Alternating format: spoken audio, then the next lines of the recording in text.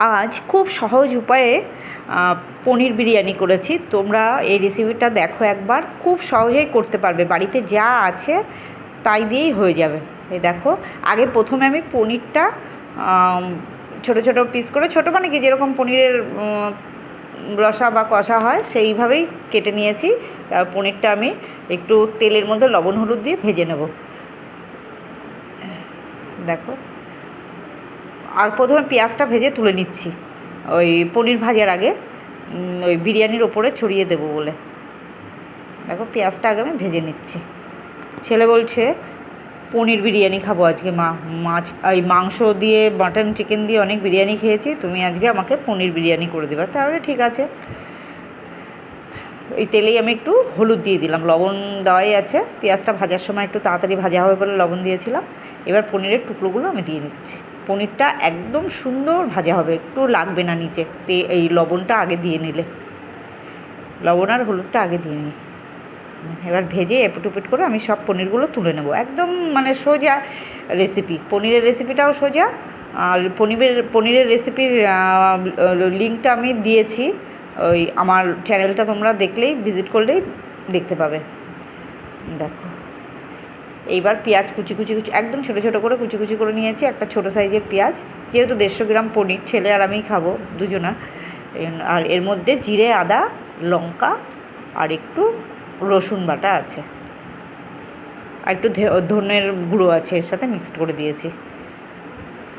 দিয়ে কষিয়ে নিলাম ভালো করে, তারপর হলুদ দিয়ে দিলাম, সামান্য পরিমাণ লবণ দিলাম, লবণটা স্বাদ অনুযায়ী দেবে। আর একটু আমি টমেটো সস অ্যাড করছি এখানে, যদি টক দই থাকে দেবে, টমেটো থাকলে দেবে, যার যখন যার যেটা ঘরে থাকবে সেটাই দেবে। এবার পনিরটা দিয়ে একটু মশলা ধোয়া জল দিয়ে একদম গা মাখা করে ফেলবো। হয়ে গেছে। এবার গরম মশলার গুঁড়ো ছড়িয়ে নামিয়ে নেব, গরম মশলার গুঁড়ো ছড়িয়ে নামিয়ে নেব। পনির কষাটা হয়ে গেছে। এবার আমি বিরিয়ানিটা করবো। দেখো কী করে করছি। বিরিয়ানির রাইসটা আমি আধ ঘন্টা আগে ভিজিয়ে রেখেছিলাম। এই বাটির, এই দেখো, এই বাটির 1 বাটি চাল নিয়েছি আমি, অর্থাৎ 250 গ্রাম। এই দেখো, জল ফুটে গেছে, 2টো তেজপাতা দিয়ে দিলাম, একটু লবণ দিয়ে দিলাম। এইবার চালটা আমি আধ ঘন্টা আগে ধুয়ে পরিষ্কার করে ভালো করে রেখে দিয়েছিলাম, সেই চালটা এখন দিয়ে দেবো। 80% ভাতটা আমি এখানেই করে নেব। এইবার কড়াইতে আমি ঘি দিয়ে দিলাম, তারপর গোটা গরম মশলাগুলো দিয়ে দিচ্ছি, এলাচ, দারচিনি আর লবঙ্গ। দেখো, একটু ভাজা ভাজা করে নিলাম।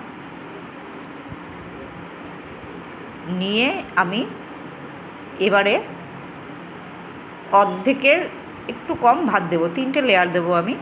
দেখো, গ্যাসটা এবার আমি অফ করেই দিয়েছি, দিয়ে পরে আমি সব কিছু কমপ্লিট করে আবার গ্যাসটা জ্বালাবো। দেখো, ভাতের লেয়ারটা দিয়ে নিচ্ছি। একদম সোজা উপায়ে আমি বিরিয়ানিটা করছি, কিন্তু খেতে কিন্তু অসাধারণ হয়েছে। তোমরা ভাববে এরকম করে করেছে বলে খেতে ভালো হয়নি, তা না, কিন্তু খুব সুন্দর হয়েছে। দেখো, অর্ধেক পনিরটা আমি এখানে দিয়ে দিচ্ছি, পাতিয়ে দেবো একদম, দিয়ে এরকম করে গ্রেভিটাও দিয়ে দিচ্ছি একটু, দিয়ে এবার আরেকটা ভাতের লেয়ার দেবো আমি ওপরে, তার উপরে আমি বাকি পনিরটা দিয়ে দেবো। অবশিষ্ট যা পনিরটা আছে আমি সব দিয়ে দিলাম, দিয়ে ভালো করে আর একটু ভাত আছে সেটাও আমি ওপর দিয়ে দিলাম। এইবার ওপরে আমি মশলাগুলো সব দেবো। এটা হচ্ছে আমার ঘরে তৈরি করা একটা বিরিয়ানি মশলা ছিল, এর আগে দেখিয়েছিলাম তোমাদের, সেই মশলাটা দিলাম। তারপর একটু মিঠা আতর দিলাম, একটু গোলাপ জল ছড়িয়ে দিলাম, আর একটু ফুড কালার মিক্সড করে দিলাম। এখানে আমি কেশরটা দিইনি, কেশরটা নেই, গোলাপ জল দিয়ে দিলাম। তারপর আমি একটু দোকানের কেনা বিরিয়ানি মশলা দেব, আর একটু গন্ধটা আরও তীব্র হওয়ার জন্য। দেখো,